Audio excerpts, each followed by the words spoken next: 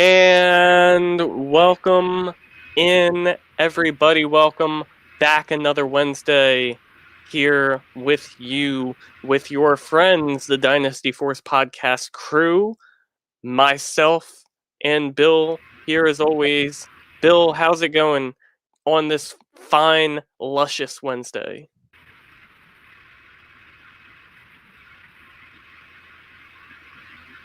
Jeremy, Bill?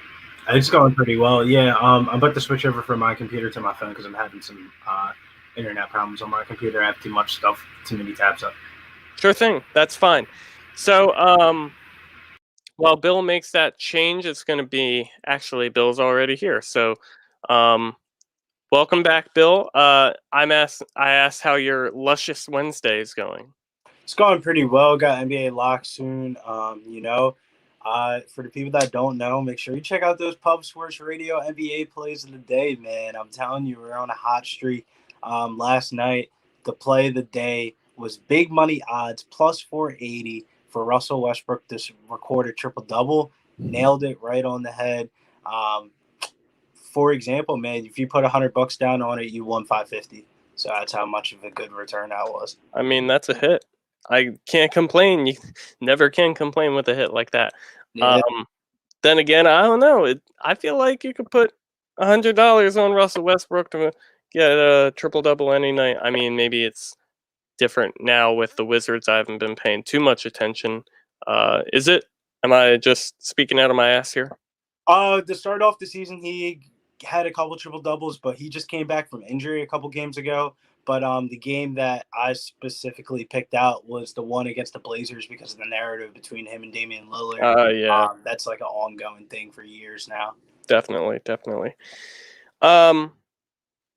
So you mentioned Pub Sports Radio. That's their Twitter. You could also check it out on Billy's Twitter at Getting Bills. Nice DFS hits there from my Twitter at Fantasy Force FB, as you can see on the screen, or for those of you who are listening on major listening platforms. I mean, I honestly don't have too much going on right now. I promised that we have news today, and the news somehow relates. Well, it does relate to my writing, which has been put off for a little bit. So, since I hyped up the news on our Twitter, I might as well lead off with that. And it's kind of a bad day to give this news because, you know, our piece of news, the proof of it is not here, basically. So, as some of you may have known, Bill and I started with the Fantasy Forecast crew, which was led by Trey Tyndall at FF Superflex Guru on Twitter. He had his own podcast, and Billy and I would come on to his podcast from time to time. We did really well with that one, so we basically expanded into 3 podcasts. This one, the Dynasty Force Pod, Fantasy Forecast, and Trey and Shane Scladini, who is ClapGod253 on Twitter, all started their own. The 2 of them started their own podcast, the Dynasty Vision. Since then, Fantasy Forecasters has really not, been where it was before. The Dynasty Vision had a strong start, but I think that's kind of faltered. And, it's not anyone's fault. Trey and Shane are both in school, so they got a lot going on. But we've been pretty consistent here at the Dynasty Force. So I wish Trey was here to deliver the news, but basically our news is that the Dynasty Force Pod is now going to be the main podcast for the Fantasy Forecast Network. We're going to focus exclusively on this podcast. And yeah, we're going to work to grow from here. We have some things going within the Fantasy Forecast. We have a website, ffbforecast.com. We have the Fantasy Forecast Listener League with a lot of nice dedicated listeners. It's one of the most exciting leagues that I'm a part of, honestly. And even better, Trey don't forget about him because he is going to be here consistently now. Trey, maybe the most important news is that Trey is actually going to be a full-time host on the Dynasty Force podcast. And it's funny that I say that. Like I said, I say that on this episode where Trey is not here, but basically, expect Trey on every podcast from now on. He had some personal, girlfriend wasn't feeling too well issues. So for him, he had to take care of that. Completely understand and respect it. But yeah, in the future, Trey will be on most of every episode. For those of you who don't know Trey specifically, he has been on in recent weeks. So that's a voice that you'll be getting used to. And we're very happy to have him here. Bill, I don't know. Any comments you want to make on that? Yeah, man, great step to expansion, man. We got a lot of good ideas for the podcast and stuff like that. So just collaborating with everybody just made, I guess, sense in all honesty, you know what I'm saying? Yeah, definitely. Easier for everybody. Right, definitely. And we're pretty consistent with our schedule too of Wednesdays, specifically at 5. So it's easy to plan around. We have other people, like I mentioned, Shane. We also have Blair at Flair Hay on Twitter. Next expansion is to the YouTube channel, man, so we can get some mini videos up there throughout the off season and stuff like that. That's our main dedication to our viewers this off season is really expanding our YouTube and just becoming more reachable for people. Definitely. Got to have more than what we have, which is the Twitter and streaming platforms are nice. It's convenient, but we definitely want to grow here. And this is, like you said, a step in the right direction towards that. Trey coming on the pod. It makes everything a lot smoother for us. So we're very excited for the future of this podcast. And, hope you feel the same way. Hope we can all, move toward becoming a better podcast together and, hashtag make fantasy great again, even though we still don't have that president anymore, but here we are. So glad we could share the piece of news with you. Again, for anyone tuning in real quick, Trey Tyndall at FF Superflex Guru will be joining the show as a full-time host. Had his own issues to take care of today, which is completely understandable. But in the future he'll be here.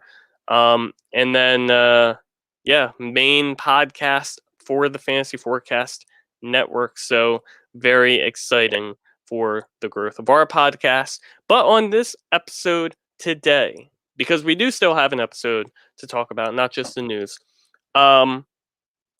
Mainly, we have a big piece of news that we did not get to talk about yet on this podcast that hit last week. And we have Dynasty this or that on this episode. I didn't have a ton of ADP data to look at for this, but Trey was nice enough to send me a few of the Dynasty startups that he has done. And so I'm pulling ADP from that. And we're basically just going to do comparisons of guys, who we prefer. They're around the same ADP.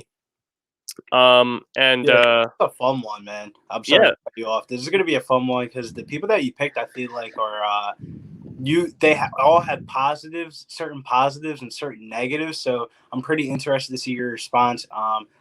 You sent me some notes, but I didn't really get to think about what picks you picked. So I think the guests are in store for a great episode here tonight, man.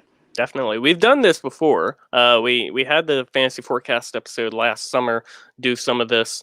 I would like to make this one of the mainstay segments on this episode because I do like this episode a lot. I think it's really fun. What were you saying? Especially during the off season because you know me, man. I'm a little bit different from you. I don't really get myself involved in too many leagues over the off season. So when I do my rankings and stuff like that, I don't look at ADP. So that's why sometimes my rankings feel a little bit more hot takey compared to like the market and stuff like that.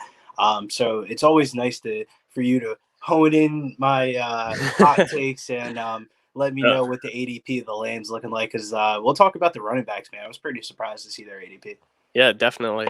But before we get into the Dynasty this or that, I mentioned big news, hit the NFL.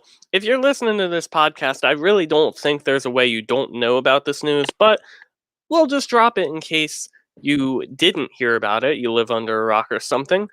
Completely okay. Sometimes we've been there. Matthew Stafford, quarterback for the Detroit Lions. I wish I had Detroit Beastie on this episode instead of last episode. It would have been so much better. But Matt Stafford traded from the Detroit Lions to the Los Angeles Rams in return for Jared Goff, 2 first-round picks. I believe a third-round pick was in there as well. So let's start off with the impact of Stafford in LA. The difference that it makes. Obviously, Matt Stafford is a better quarterback than Jared Goff. I want to lead off by saying everyone is so, I don't want to say shocked, but upset with the fact that the Rams gave up so much to upgrade, yes, but not a huge upgrade. It's not like they went from Jared Goff to Aaron Rodgers, a top 5 MVP candidate type of quarterback. Instead, the slight upgrade here, and they paid 2 first-round picks for it. But I want to look at this from a different perspective of Jared Goff is paid a lot of money, and you had to find a team who's going to take that contract. That, 2 firsts seems like a lot, but to get Jared Goff's entire contract off the books for the Rams, that's a win in and of itself. Getting the upgrade helps too. 2 first-round picks, they're going to be later in the draft because the Rams are going to be competing. I like this trade a lot for LA. Bill, what do you think about the fantasy impact of this trade? Oh, man, this is a trade that needed to be done for LA. As fantasy owners, we always want to believe in people's upside and potential. But what's your potential if you never reach it? That's kind of how I feel about Jared Goff. And for McVay to make this decision, that just speaks to the caliber of the non-upside that we might not see from Jared Goff in his career and stuff like that. I think this is a big tick down for the Lions offensive pass catchers. For example, like Kenny Galladay, Marvin Jones. Marvin Jones benefited late last season with Stafford coming back from injury and stuff like that. And then another guy, like there's always random guys popping up. I don't think that same situation is going to happen in Detroit this year, but I feel like that same situation could happen for the LA Rams. And I feel like for the LA Rams, this became more of a headache because, Matthew Stafford is known for spreading the ball around. He's really only honed in on one target throughout his career, Calvin Johnson. Maybe some other guys throughout the past also as well, but really just Calvin Johnson. That's the only guy that I really see him lock target into. Kenny Galladay, for the times that he was healthy too, he did his best Calvin Johnson impression.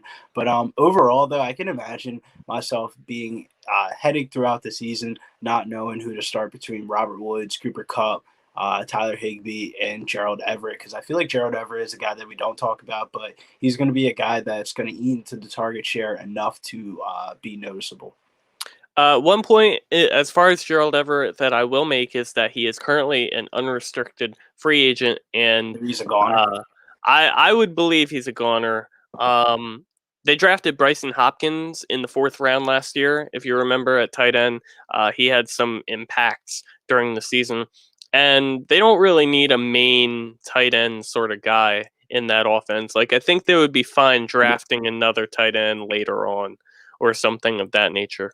As far as LA, I think about it like this, right? Robert Woods is the clear one. He's always been. He's the consistent. He'll get you 6 catches for 80 yards, and you'll be happy with it because of the price you pay for Robert Woods. Cooper Kupp is the one, to me, where Cooper Kupp, the difference from Jared Goff to Matt Stafford is huge for him because a lot of his fantasy impact comes from touchdowns. And I believe the upgraded quarterback is just going to lead to more touchdown opportunities for Cooper Kupp. And he'll find his way into the end zone more often than not. I saw a lot of, love for Van Jefferson on Twitter. Because Josh Reynolds is also a free agent. That's okay. I'm not. It's not that I'm not big on on Van Jefferson. I do like him a lot. I have him in a lot of dynasty leagues, but um, I just don't see how this is a huge uptick for him because I believe he'll still be low on the totem pole. I believe Higbee will be pretty well involved. I think it's a nice upgrade for him, especially if Everett walks. And Cam Akers, what are your thoughts on Cam Akers in the future, Bill? Um, Man, I don't even like he has that Todd Gurley upside, but he showed that like as the Rams season was ending regardless. Like with Jared Goff, he showed that upside. And now you get Matthew Stafford in there, who's a guy who passes to the running back position a lot more than Jared Goff did. So, do you have any thoughts and opinions on that? Man, I hate to say I'm interested to hear the coach speak, but yeah, I kind of want to hear some coach speak. Is this going to be a backfield where they talk about the coach speak during OTAs? If they have OTAs during COVID this year, it's going to be like DeAndre Swift looks absolutely impressive Right. in this practice. Blah blah blah blah blah.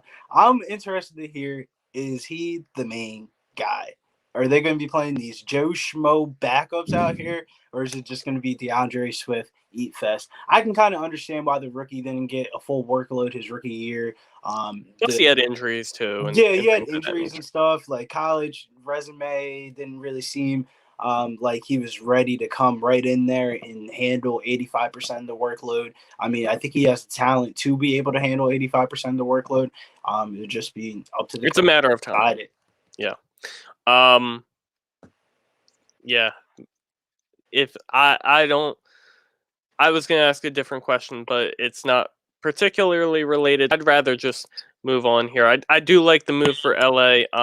Real quick, final question actually. Stafford, where would you have him in your quarterback rankings? I know we did a rankings episode a few weeks ago. Does this move him up? Superflex or redraft? Let's talk Superflex. Like what let's say he's got a 4th round price on his head. Are you pulling the trigger? I'm saying 4th because he is still a little older, 33 years old, and last year I believe he was going around the 6th through 8th rounds, and he was getting a lot of love in fantasy last year. 4th round, I think that's pretty high. I could look at some quarterback ADPs to kind of see what quarterbacks are going around that real quick, but I mean, thoughts on a 4th round pick? I would probably go a little bit cheaper. I feel like he falls inside that dead zone. That dead zone in Superflex drafts where you feel like you're reaching for an old guy, but you're going to miss out on him if you don't draft him. Yeah. Type of feelings. Yeah. I feel like that's where Stafford's going to fall. And you know me, I'm a guy that kind of likes to go a little bit greasier at quarterback position. And I feel like a guy like Baker Mayfield has way more upside than Matthew Stafford, and Baker Mayfield's probably going, 6th round, 5th round? Maybe even later. For this mock that I'm pulling from, they're actually around the same ADP. That's one of the questions I could ask.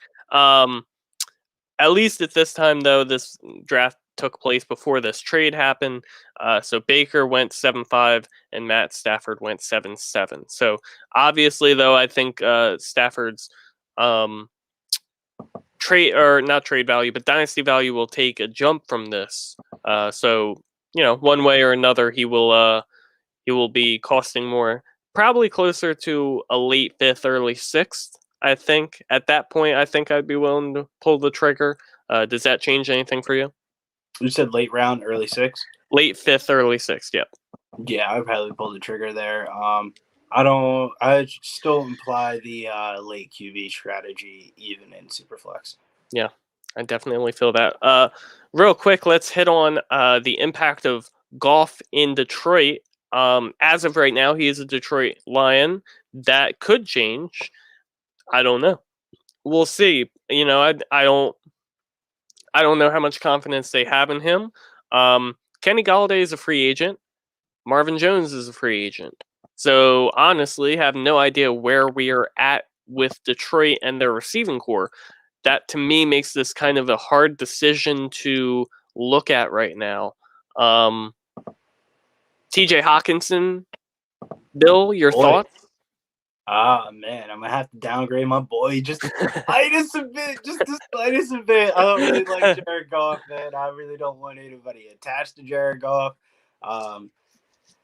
Man, it's just like it's probably something I'm gonna have to look over in the off season. You know, when you don't like a player and then you start looking at certain different stats and stuff like that and how they can be applied, you probably have a different opinion of them. But like first reaction, man.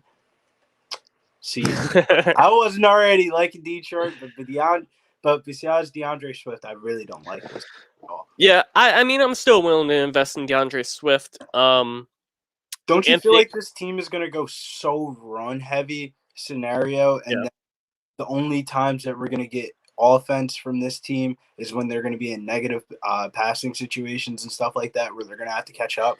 And I just don't. I feel like Detroit line total games are going to come in so much lower next year than what we're used to seeing Detroit line totals be. I will say that depends on the defense. You know, their defense was bad last year. They have to make investments into that. So depending on if that happens or not, that's something to keep an eye on. I know they're going to run the ball, though. Anthony Lynn coming in as offensive coordinator, he's always been able to run the football well, always prioritize that. This is why mainly I like DeAndre Swift. I think he's going to get a lot of work, and I think he's going to be heavily utilized. And if they don't do a lot to fix the wide receiver core, like if Kenny Galladay and Marvin Jones both walk and then they draft like one rookie or something, I think he'll have to be heavily utilized in the passing game as well. So I saw a lot of people saying sell DeAndre Swift now because Jared Goff is a big downgrade and it's less scoring opportunities and all this. Yes, but opportunity is king in fantasy, and I really think DeAndre Swift is going to be a workhorse next year. I think he's a big buy from this trade. So that's basically it. I mean, we'll probably touch on Goff again once, Detroit is more set and sound and everything, like right now, like I said, no idea whether Galladay is coming back, Jones, whatever. So you can't really assess that too much right now. So we'll come back to that. But, I mean, as far as LA, it's an upgrade and have to view it as that. So from there, we will move into our main segment, Dynasty, this or that. As I said at the show's beginning, for this segment, I looked at some of Trey Tyndall at FF Superflex Guru, some of his recent Dynasty startups, and I'm pulling the ADP from that.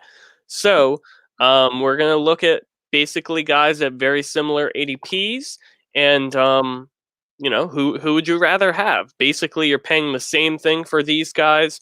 It's just who do you think is better long term for fantasy? So like I said, it's one of the better episodes that we do. I'd like to do this more often. We probably will do this more often. So it's exciting to look into. By the way, real quick, mid-show prop. Follow us on Twitter at Dynasty Force Pod. I mean, you're missing so much there. We honestly, every time we go live, you can catch us. You can comment on Twitter. You can, we can answer your questions live. We can do whatever you want for you. This podcast is for you. So we're here around the clock. Even if we're not, live on Twitter, you can tag us in questions or polls or whatever you want. We're here for you, the people. Or you could just follow us directly, me at Fantasy Force FB on Twitter, and then Bill at Getting Bills on Twitter. And then again, if you are, tuning in on Twitter, you like us, but you want more of us, you can check us out on major streaming platforms. Podcast is Dynasty Force Podcast, or you could check us out on Twitter, on YouTube. We're also live there as well. Dynasty Force Podcast. So without further ado, let's get into the Dynasty this or that. I have one question at each position. So let's get right into the quarterbacks here. this or that, Dak Prescott or Lamar Jackson? This is a really interesting question to me. I have some stats on these guys as well. Billy alluded to that earlier. He said he didn't read into it too much, but it's not, it's basic stats, as in Dak is currently 27. He's not under contract for 2021, but I think that's a foregone conclusion. He'll be a Cowboy at least for this next year. Through the first 4 weeks, he was the quarterback 1 in fantasy football. None better. But then during his week 5 game, he injured his ankle, done for the season. He's currently going 109 in Superflex. The Superflex drafts that I'm pulling, I'll just refer to it as in Superflex drafts. As far as Lamar Jackson, though, he's currently 24, so he's 3 years younger. He's under contract for 2 more years, at least. That factors in the 5th-year option. Technically, next year he would be a free agent. And then he finished this season as the quarterback 10 in 15 games. He's going 110, so he's going 1 spot later than Dak. Lamar Jackson, though, the year before finished as the quarterback 1, so a disappointing season for him. And I think both of these guys are going to be staying where they're at for a long period of time. So, Bill, I'll push this over to you first. Who would you rather have between these 2 quarterbacks? See, between these 2, at the end of the day, what kind of led me towards one over the other was the productive of the offense. I feel like Lamar's a good QB, but I need to limit my expectations in the passing category for Lamar Jackson. Prescott has a top 3 wide receiving core. Recent report says his rehab's going well, better than expected. And Prescott might come in a slight value next year because of the injury. I'm really high on this Cowboys offense. And I feel like Dak Prescott should be a top 3 Dynasty rated quarterback, maybe even number 2. Yeah. So, when you talk about other Dynasty quarterbacks, Pat Mahomes, next up on that board. Last year, it was clear-cut Lamar. But now, you can kind of go wherever. In one of the Superflex, I believe it was in this draft, they had it set up where you could take rookies. You just had to take like a kicker as a placeholder. The rookie that they ended up, I saw a rookie go 103 overall. I said, what? A rookie went 3rd overall in this startup behind only Mahomes and McCaffrey. And I said, what rookie went 103? It had to be Trevor Lawrence, right? No, it was probably a running back.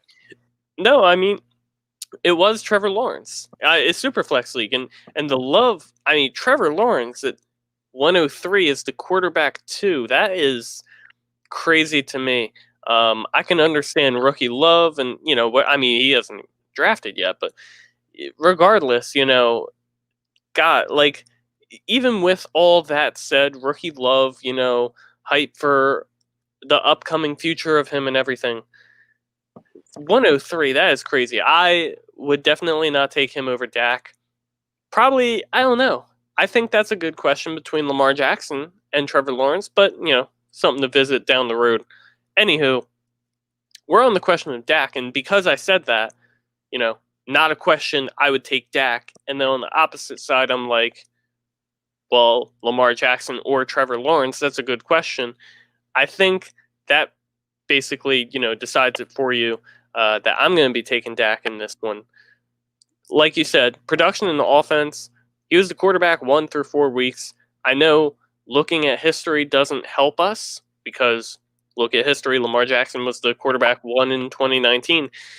Lamar offers a safer floor because he has that rushing upside, but he doesn't offer the consistent upside that he did in 2019, I believe, because number one, there is a lack of passing options, and that's, it's January.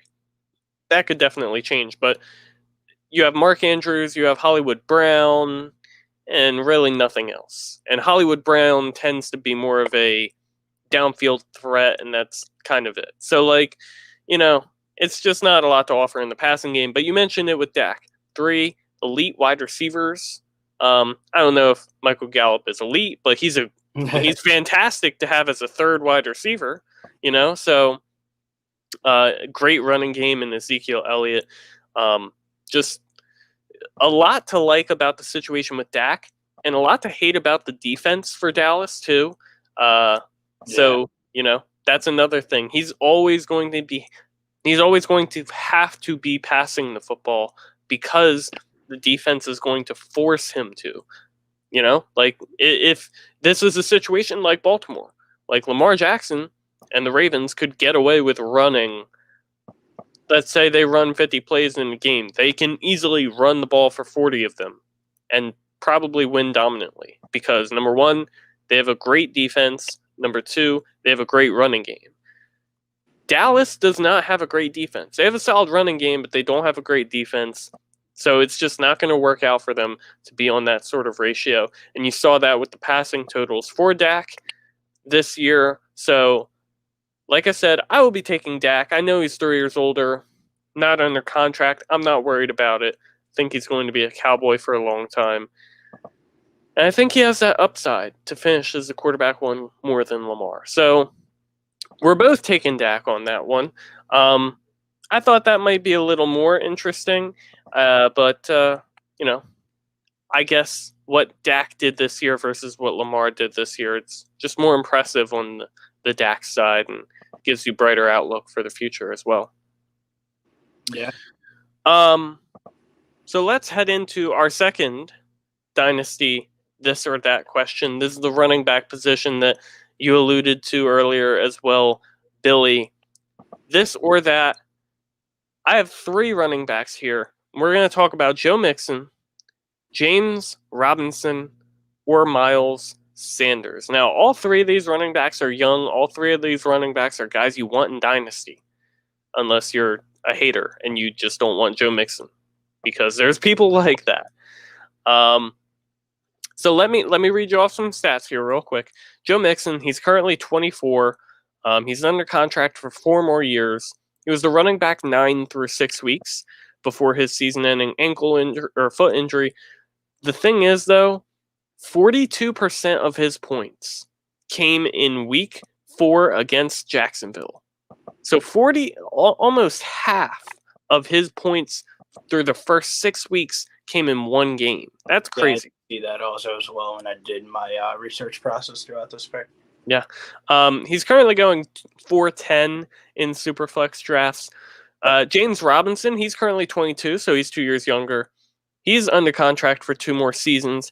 He was the running back 4 through 15 weeks before his injury to end the year. He's currently going 4-11 in Superflex drafts. I think the reason that we're not so high on James Robinson is him being an undrafted free agent. You haven't seen it often where undrafted free agent rookie running backs step in, are phenomenal, and then the team commits to them later on. Philip Lindsay stepped in, was phenomenal, and then what did the Broncos do? They signed Melvin Gordon. It's not something to love. So, there's James Robinson feels different to me, though. Does he feel different to you? You want my whole entire analysis, or is this just one question? Just a quick. I got a little bit to read about Sanders, but a quick. Do you like James Robinson long term? I don't know if he's a bell cow back that we think that he is. I know he had a really good season, really killed in the passing game, but it's because Jacksonville was in so many negative game scripts, to be honest with you. I think so. But I will say, at least for next year, that won't change. And then the final running back, Miles Sanders, he's currently 23, so he's 1 year older than Robinson, but 1 year younger than Mixon. He's under contract for 2 more years. He was the running back 10 from weeks 2 through 6 before he got injured. Then he was the running back 12 from weeks 10 through 16, so he was pretty consistent. However, 33% of his points from weeks 10 through 16 came in week 14, so he's in a similar boat as Joe Mixon. He's going 4-7 in Superflex drafts, so all around that 4-7 to 4-11 range, all pretty young, all desirable assets. Billy, Who's your preference? See, now this question kind of stumped me a little bit here. Let's talk about all three guys. I like Robinson. I like what you said about him. I think this team is in store for a huge QB upgrade. The problem could be like he seems like a replacement level type of RB that holds a lot of risk compared to the other two. So like with Mixon's a multi-talented purpose back with an improved offensive line, weapons around him, and a good quarterback. Mixon can still be elite. He'll provide big plays in an offense that lacked in 2020. But with Sanders, I feel like he's the most talented out of the three profile-wise. My concerns with Sanders is the offense and the coaching. I'm not really high on that new hiring. He seems like the type of guy that gives some bumps and touches over Miles Sanders. And I hope not. Miles Sanders' numbers drastically went down in the receiving game last year, and that's really where his bread and butter was. And Sanders, I think he holds a higher upside. He's a home run hitter, but needs to show a little bit more consistency. If I'm going with dynasty drafts, I'm going to probably draft the most talented of the three, and I think that is Miles Sanders. And I think in redraft leagues, I think Joe Mixon's going to have a higher rating for me. Interesting. I'm probably not taking Miles Sanders here in Dynasty. Not from a perspective of I don't like Nick Sirianni. I think he's a fine hire. I don't think he's one of the greater hires, but I definitely don't think he's a bad hire by any means. That dude fucked up during that press conference, but yeah, that was not the best. I will say that. I don't know. I trust that they're going to try to establish the run game more, and Miles Sanders is the clear leader of that backfield and different things of that nature. But I don't know. Just what if it doesn't work out with Carson Wentz? Like, I feel like this hire was specifically to commit to Carson Wentz. Carson Wentz isn't our starting quarterback over the next season. I don't care what anybody says. If we go through a preseason and we have preseason games and through OTAs and stuff like that, Jalen Hurts is going to outplay Carson Wentz. Remember, I said that. All right. I will have to timestamp that. I mean, I don't mind the take, but my thought process is this hire was specific for Carson Wentz. They're going to try and commit to him, and I just don't really like the offense with Wentz. I do like it a lot if Hurts is the starter. I think it's more likely, though, that the Eagles even potentially trade Jalen Hurts in a offseason where there's going to be a lot of quarterback movement, and teams are going to be out here and desperate for a change at the quarterback position. So, see, I would disagree with that, Rob, because a couple years ago when we drafted Carson Wentz, he wasn't the starter. Sam Bradford was the starter. And if we could flip Sam Bradford for some good draft capital, I have trust that Harry Roseman will get a good value for Carson Wentz. I'm not really too concerned about the two quarterbacks being on contract because it's just like, man, I've seen it happen time and time again with the Eagles quarterback situation ever since the McNabb situation.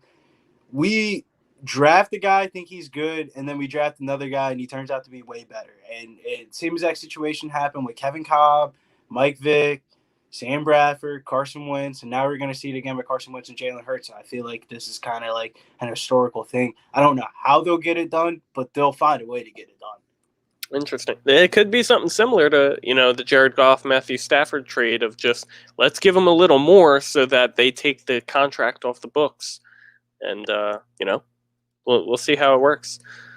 That said, I still probably am not taking Miles Sanders here. It's all speculation at this point, so we'll see how it works out. I really like Joe Mixon, and I can't not take Joe Mixon here, specifically because of the commitment to him. That he's going to be in Cincinnati for the next 4 years. He's going to be paid as one of the highest paid backs. He's a very talented running back. He's arguably a top 10 talent at the running back position in the NFL. Still very young, 24 years old. I think he has that injury stink on him from this year because you always thought he was going to come back and he didn't. But also too, like I said, 42% of his points came in 1 week, and that's against a really bad defense. So that's also another thing to be concerned about. But you mentioned too that they're likely going to invest in this offensive line. Joe Burrow showed a lot to like in year 1. I think this offense is only going to get better. That stands, better for Joe Mixon.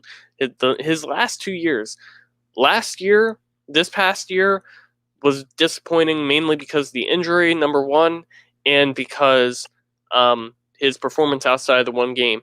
The year before that, if you remember, he was god awful through the first half of the season, and then over the second half of the season, when he got a ton of work, he was a top 5 running back. He's shown that upside for long periods of time. I think he can do that. I think he will be that guy again eventually. James Robinson, I really like him. I really like the opportunity that he has.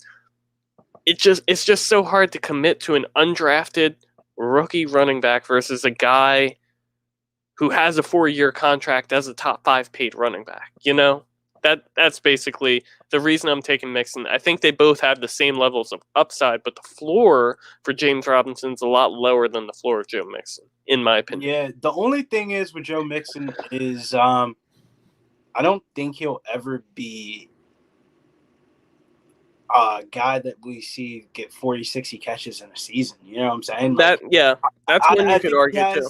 I think he has the ability to be able to do it, but there's just some type of stigma around this coaching staff and offense in this city that doesn't believe it. I mean, in college we saw it, so I wouldn't be surprised to see it again. But Sony Michel was also a pass catcher. Yeah, I haven't seen him catch a ball in the NFL ever. No need to talk about Sony Michel any further. Am I right though? Can we refer to the fact that Sony Michel was drafted in the first round over guys like Nick Chubb and even Ronald Jones, I think, has had more success for long periods than Sony Michel, and it's just even the great Patriots dynasty can miss sometimes too. You're definitely not wrong though. I will say that you're definitely not wrong. All right. Let's move on here. You took Miles Sanders there for that, this or that, and I took Joe Mixon. So let's move on to the wide receiver position here. This is a straight up this person or that person, 2 people here. Mike Evans or Brandon Ayuk. Now, Mike Evans, I feel like he's like the old name fatigue guy. It feels like Mike Evans has been in the league for like decades now. He was drafted in 2014, and he just feels like you've been dealing with Mike Evans for a long time. But Brandon Ayuk is like the new hotness, like Brandon Ayuk had a really good stretch last year. He's got a name that's fun to say, Ayuk. It's funny. He's in a nice situation in San Francisco with a good play caller. There are things to like about Brandon Ayuk, and he's very young. So let me give you the rundown here. Mike Evans is currently 27, so about that prime age for wide receivers. Under contract for 3 more years. He was the wide receiver 11 this season in 16 games. By the way, quick shout out to Matt from the FFJM, who is also a part of the Fantasy Forecast, but he's got his hands full with 5 children. So, he doesn't hop on very often. But for Matt, we had an argument last season. Not an argument, but a debate. Mike Evans' value. He said it was closer to wide receiver 12. I said it was closer to wide receiver 6.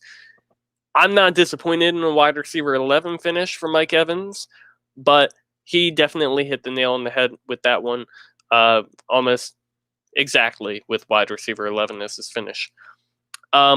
Mike Evans actually this year, career low in targets, 109, which was 9 less than last year, but a career high in touchdowns, which was 13. And he had 12 in 2014 and 2016. He's currently going 5'10 in Superflex drafts. Brandon Ayuk is currently 22. He's under contract for 3 more years. He has a 5th-year option on that, so essentially 4 more years, unless he's bad. Wide receiver 21 from weeks 2 through 8.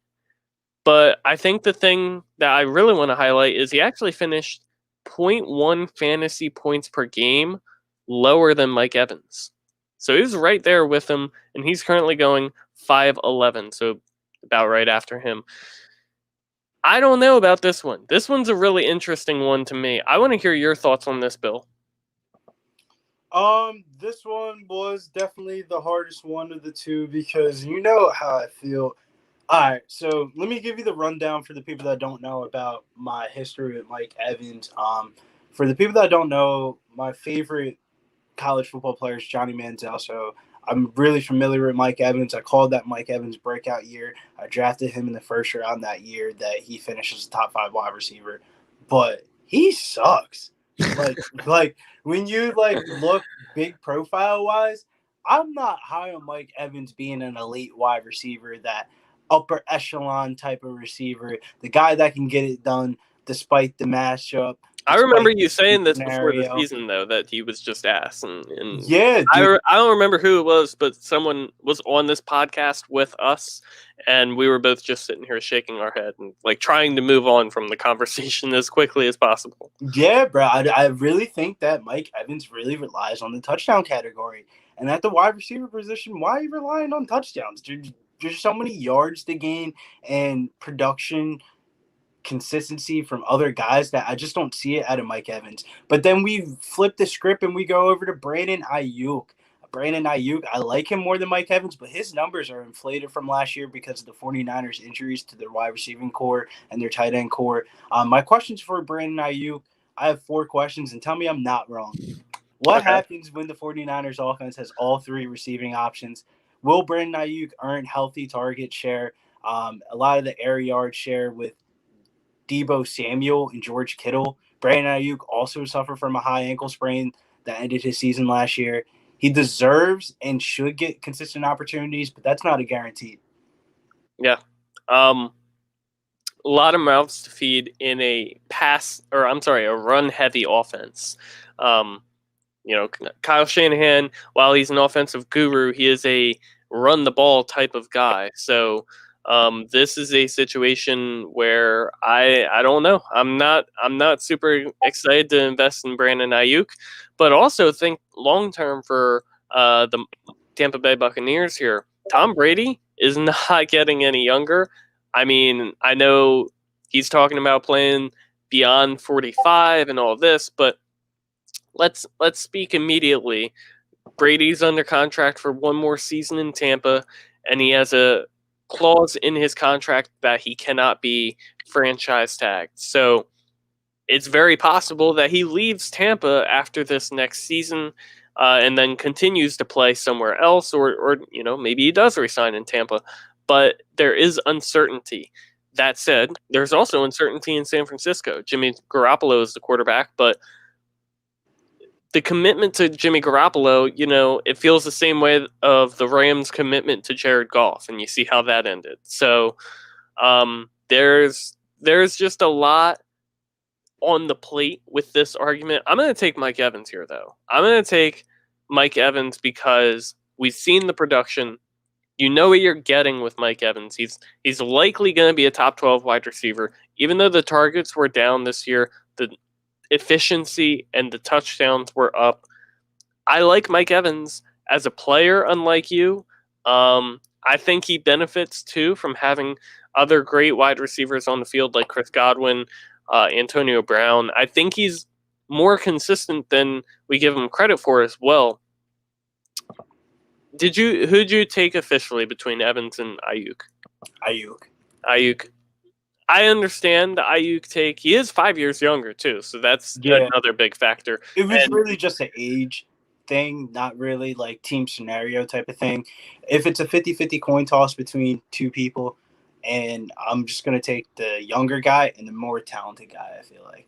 I gotcha. Ayuk is great in space, and that's something I don't think you can say about Mike Evans. I think Mike Evans is a guy who doesn't really do a lot after the catch, and that's another form of upside that Ayuk can offer that Evans, I almost can't, because he's shown that he can finish as a top. I believe he finished third that year, that breakout year. But so we haven't seen him finish that high.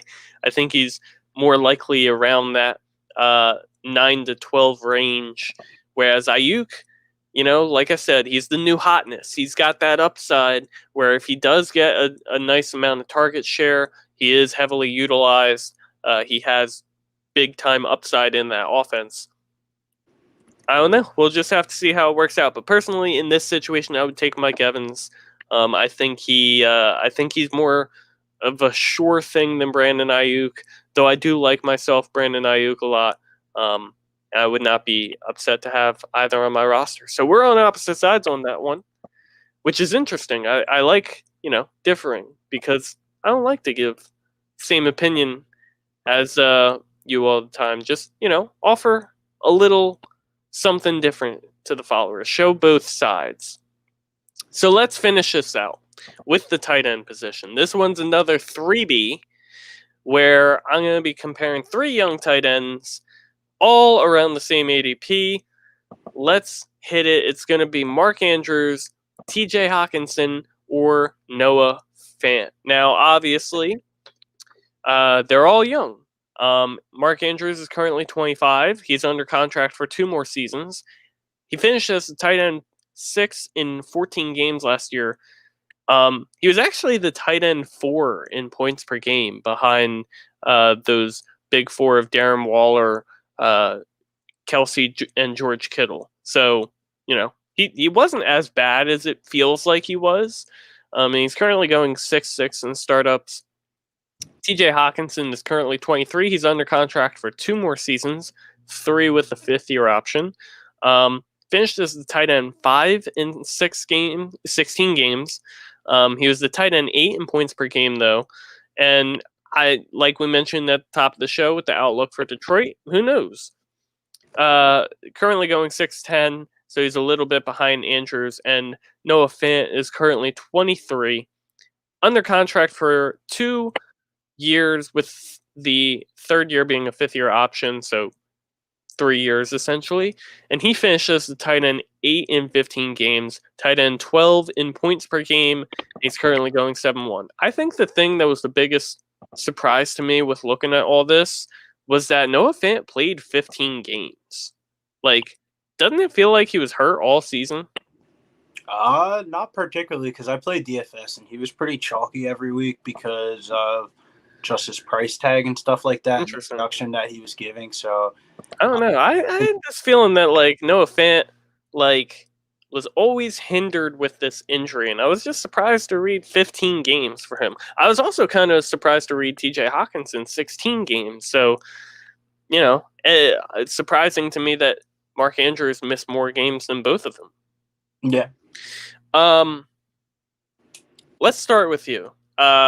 This is an interesting one because all 3 of these guys have question marks around them for different reasons. Yes, sir. I got 5 minutes, by the way.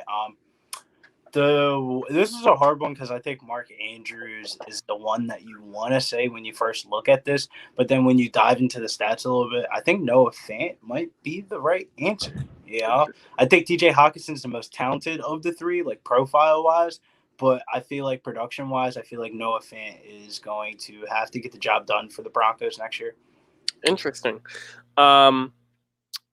See, personally, I'm actually on the Mark Andrews side still.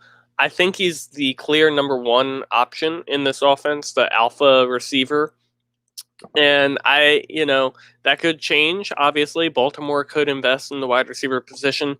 A guy like Allen Robinson or Kenny Golladay in free agency, things like that could change things. But as of right now, Mark Andrews is the clear-cut number 1 receiver in this offense.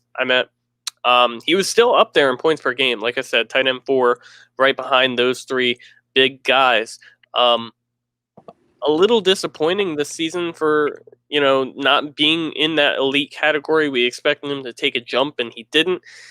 So there's that. But, I think Mark Andrews has such a clear-cut role in that offense, and he has upside because his role in the red zone is so cut out. Like at tight end, if Mark Andrews finishes a week with one catch and that one catch went for a touchdown, I'm happy. Mhm. And I feel like Mark Andrews, who else has the you don't have Travis Kelce or Darren Waller or George Kittle. Who else has the kind of touchdown upside week to week that Mark Andrews does? I feel like, he's in a tier when you're just talking touchdowns. He's in a tier by himself in the fact that he, can definitely score a touchdown any given week. And that kind of floor, and he has the upside too to finish as tight end one on a given week. He's done that multiple times as well. So I like Mark Andrews here. I like TJ Hawkinson and Noah Fant a lot, and I think they both this should be like tight end 4, 5, and 6 in Dynasty startups right now. And it's really close, but I like the clear-cut number one role that we have seen for years now for Mark Andrews. And then you took Noah Fant here. So that is an interesting side of the take. I actually might even put these polls up on Twitter and let the people decide as well. I'll probably put them up on Friday if you want to check that out. I will put them up as a pinned tweet. So actually, instead of Friday, I'll put it up on Monday. Even better. Give you the whole weekend to listen to the podcast on streaming platforms and, check in with us and answer the polls, and then we'll talk about it next week. Next week on the podcast. Bill, I know we're cutting in right in time. You want to give any final shout-outs to yourself or Pub Sports? Not too much. Make sure you follow me over on Twitter at Getting Bills. Pretty big week, Super Bowl coming up. I forgot to let the people know. Make sure you check out Pub Sports Radio either Friday or Saturday. We haven't really decided on a date. Probably do that in the DMs. But I think we're gonna have a little mini episode, probably like a 5 to 7 minute episode, just talking about like our favorite bets and stuff like that. I don't know if you have any bets or anything like that, but I know you can drive the people in the right direction. It's probably gonna be me, Rob, and Trey. Hopefully, either Friday or Saturday. Make sure you check our Twitters for that one because we're gonna go over on Pub and upload a Super Bowl breakdown. Quick little 5-minute video. Yeah, definitely. So check that out on our Twitters. Check Billy out, like he said, at Getting Bills on Twitter. Check me out, Fantasy Force FB. Trey, shout out to him at FF Superflex Guru on Twitter. Dynasty Force Pod on Twitter is the podcast. Check us out. Check us out on YouTube, Dynasty Force Podcast. Check us out on all streaming platforms. Glad we could bring this episode to you today. We have big plans for the future, and we're excited. We're excited that you're going to be here with us. Tune in next week, Wednesday at 5 p.m. Eastern, for the Dynasty Force Podcast live on Twitter and YouTube. Thanks so much for joining. Enjoy your night. Enjoy your week. And have a lot of fun. Make fantasy great again. If you're in Dynasty leagues, go be active and make your fantasy teams